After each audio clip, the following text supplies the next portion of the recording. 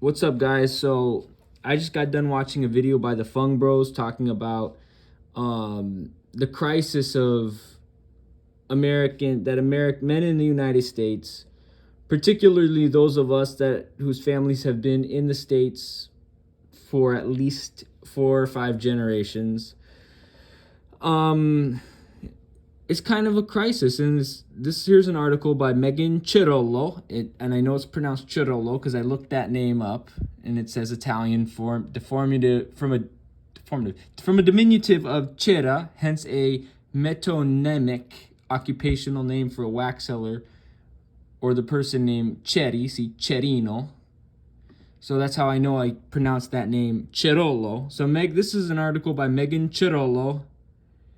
And it says many men in the United States leave the labor force when their earnings decline compared with their better paid peers, new research shows. The study found that more men drop out when workers' relatives' earnings fall. The findings from the Federal Reserve of Boston help explain a trend economists have been puzzling over for decades: why so many men have given up the idea of holding down a job. Roughly 1 in 9 men ages 25 to 54, an individual's prime working years, are out of the labor market today. That compared to 1 in 50 in the mid 1950s. This has been chiefly driven by working age men without college degrees who are exiting the labor force at higher rates, according to the study. Since 1980, workers without a 4-year college degree have seen their earnings steadily erode relative to their college-educated peers, the findings show. Over the course of the 40-year study, earnings for prime-age men without a degree fell 17%, while college-educated men's rose 20%, the study's author, Ping-Hui Wu, wrote. Along with examining the impact of earnings, the study takes into account the economic security and social status that jobs also provide. The findings suggest that men who saw their social status and earning power erode over time may have lost their incentive to work. Interesting. For many workers, a job not only offers financial security, it also affirms their status, which is tied to their position relative to their age peers and many social outcomes, Wu wrote. Other economists have theorized that the decline of manufacturing jobs chased men out of the labor force, but sectors like manufacturing and construction — I can barely speak English today. I just got done studying Duolingo Portuguese, but sectors, yo no puedo hablar inglés para nada, hostia. Sectors like manufacturing and construction have been adding jobs steadily. Oh boy, where do we start now? Well, talk about American men as someone without a college degree, who the labor force has seen as disposable, right? Because that's how the labor force views men without college degrees. But we also have to say that college degrees is not a one indicator. It's not the only indicator of intelligence.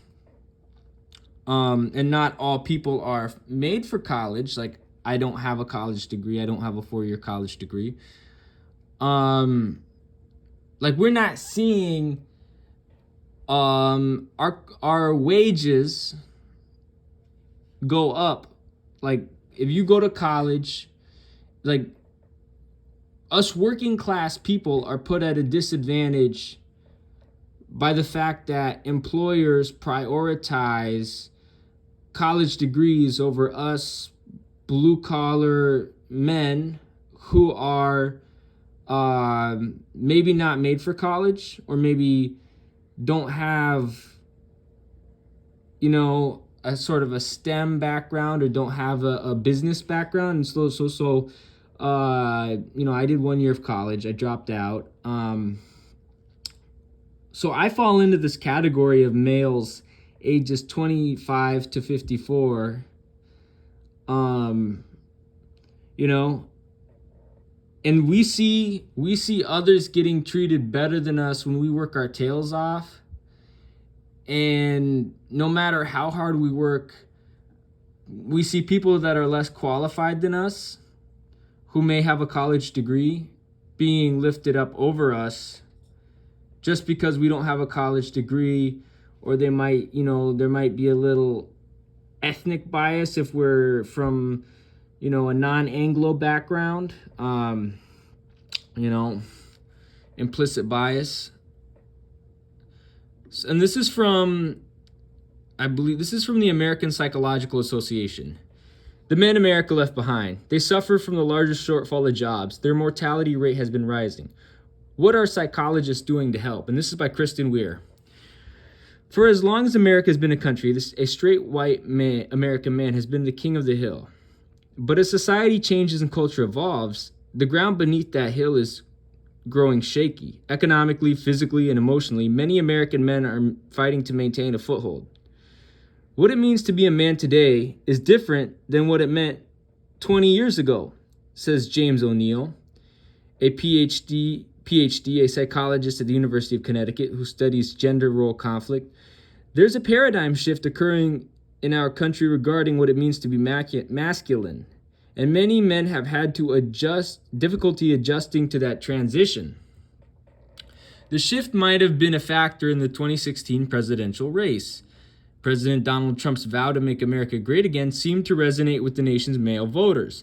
Exit polls showed the widest gender gap among voters since exit polling began in the 1970s, with men favoring Trump over Hillary Clinton by 12 percentage points and women favoring Clinton over Trump by the same margin, a total gender gap of 24 points. For the record, I voted sadly for Clinton. I was a dumb 18, almost 19-year-old, and both of those candidates are monsters. But monsters in a negative way. They're atrocious criminals, and I hate both of them. So yeah, in red states and blue states alike, many men are struggling to figure out their place in 21st century America, said Ronald F. Levant, EDD. So I guess he's a doctorate in education? I'm not sure what that acronym means. A former APA president, American Psychological Association president, who studies men and masculinity as a professor of psychology at the University of Akron.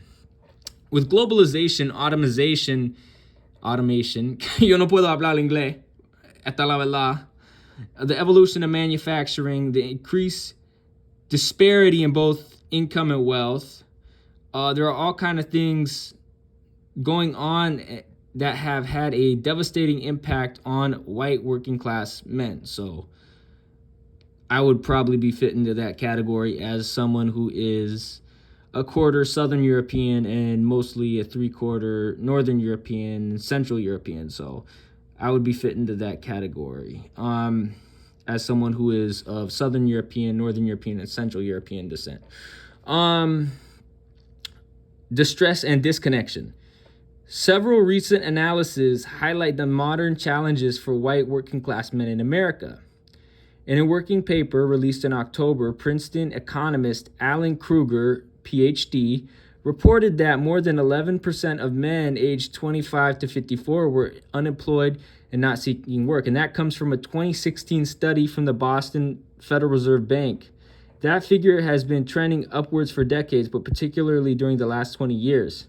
Survey data show that nearly half of those men sitting on the sidelines of the workforce take pain medication on a daily basis. Well, I do not take pain medication, so I guess I'd be an outlier in that demographic. Indeed, the United States is in the midst of what the U.S. Centers for Disease Control and Prevention, CDC, has described as an opioid epidemic. Between 1999 and 2014, the number of opioid prescriptions in the United States has nearly quadrupled, according to the CDC, and deaths related to opioid overdose, including prescription painkillers as well as illicit drugs such as heroin, also quadrupled in that period. Other data suggests that many of the nation's white men as well as women are struggling with both physical and mental health problems. While all other ethnic and racial groups have seen their health improve over the years, death rates have increased for middle-aged white Americans, with no college education. Princeton economists Angus Deaton, PhD, and Ann Case, PhD, analyzed health data and found that increase can be explained by an epidemic of deaths related to alcoholism, substance abuse, and suicide, a category sometimes referred to as despair deaths. While the latter data apply to both men and women, experts say that some cultural changes appear to be affecting men in uniquely troubling ways. Society is changing, but we don't talk to white men and ask them what they're struggling with. Says William Liu, PhD, a professor of counseling psychology at the University of Iowa who studies masculinity. There's a tendency to minimize it, yet the distress and disconnection are very real. Over the last decades, working class men have seen jobs in manufacturing and mining grow scarcer. Meanwhile, the economic disparity between the haves and have-nots has only gotten wider. Working class men look into the future and see their options are limited. They're not sure what their role in society is. Many men feel their masculinity ideology is under attack, Levant says. Their ideology is built on a set of gender norms that endorses features such as toughness, dominance, self-reliance, heterosexual behaviors, restriction of emotional expression, and avoidance of traditionally feminine attitudes and behaviors. These gender roles come through our parents, male relatives, teachers, and peers, and we're socialized into these roles starting in infancy. Levant says, men who strive to meet those masculine ideals might feel threatened consciously or otherwise by societal shifts, including the increasingly powerful role of women in the workplace or the growing acceptance of same-sex relationships. The culture is changing and it no longer privileges the stereotypical male point of view, says Liu. Unfortunately, that viewpoint can be self-defeating, say experts who studied gender role conformity. In a new meta-analysis, Y. Joel Wong, PhD, a professor of counseling psychology at Indiana University Bloomington, colleagues found that overall men who conform to traditional masculine norms had higher rates of mental health problems such as depression, anxiety, and stress, and lower rates of positive mental health outcomes such as life satisfaction, self-esteem, and psychological well-being. And that is from the Journal of Counseling Psychology, 2016. In particular, Wong found conformity to three masculine norms: playboy behavior, power over women, and self-reliance were significantly linked to psychological maladjustment. That suggests that sexist attitudes might have detrimental effects to men's mental health, and men who assign a great deal of value on self-reliance are less likely to seek help when they need it, he explains. Self-reliance may have been helpful in the past, but has increasingly become outdated in our interdependent world. The traditionally male trait of restricted emotionality also works against men's well-being, adds O'Neill. Many men haven't been given the tools to discuss their feeling in healthy ways. Men are experiencing the loss of traditional male stereotypes, but they don't have the capacity to process the loss emotionally. Men don't know what to put in place of what they're giving up, he says. Gender role conflict doesn't just damage a way a man sees himself, Liu adds. It can also strain the relationships a man has with male family members and friends.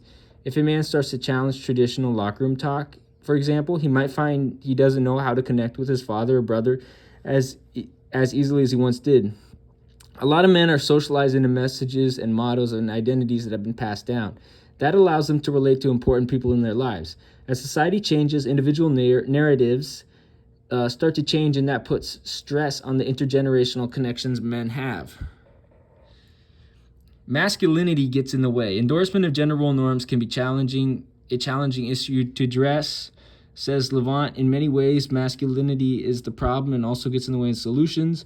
One traditional male norm is to avoid all things feminine, yet some of the fastest growing occupation in the United States are in the fields traditionally embraced by women, such as childcare, healthcare, education, and food preparation.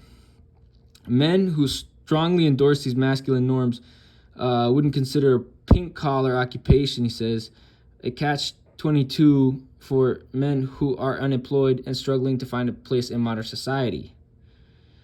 I worked in a grocery store for a while, which was interesting. So I guess I might fall into that demographic. But while traditional gender roles are deeply entrenched, they aren't immutable. One of the best ways to chip away at old-fashioned gender norms, Levant says, is with education. Working class, less educated men tend to believe it's very important for men to meet these standards. More educated men have more occasions to challenge these ideas.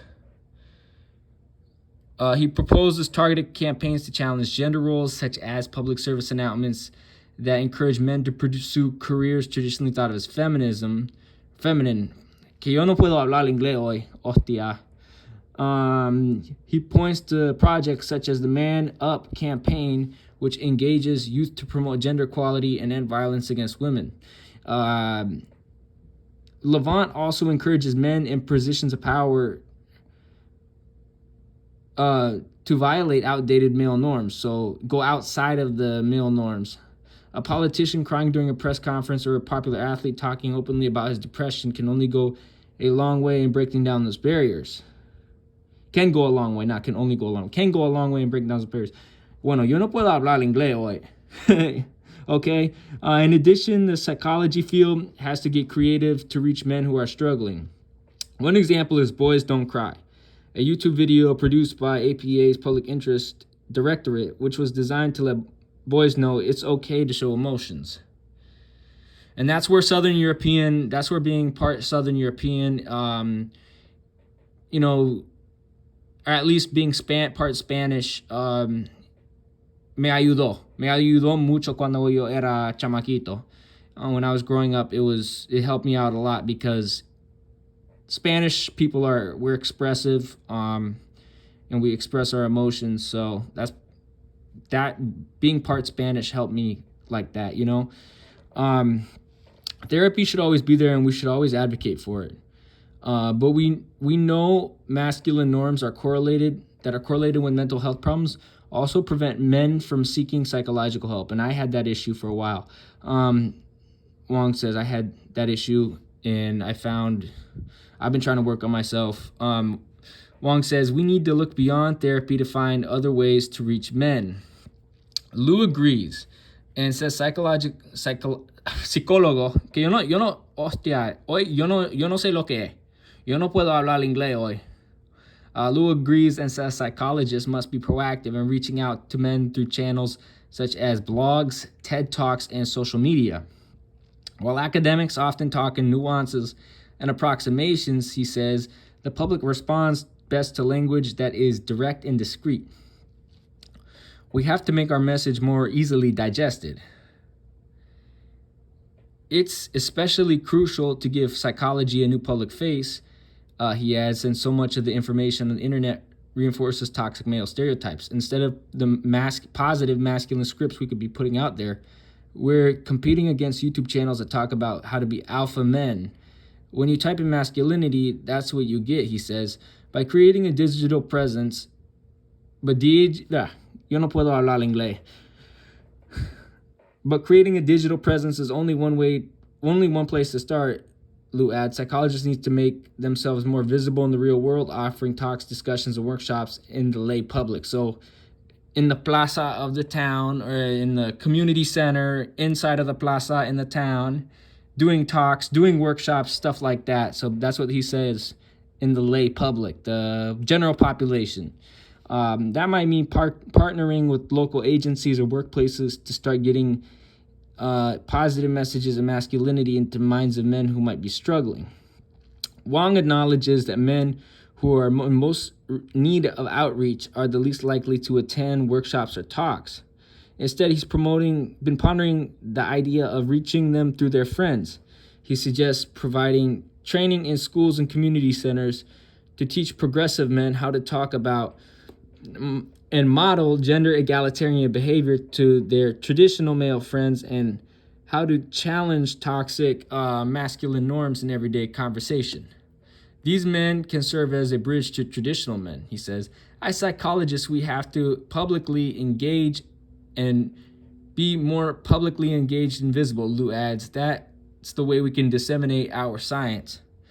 Oh, tía, hoy el inglés es muy difícil para mí.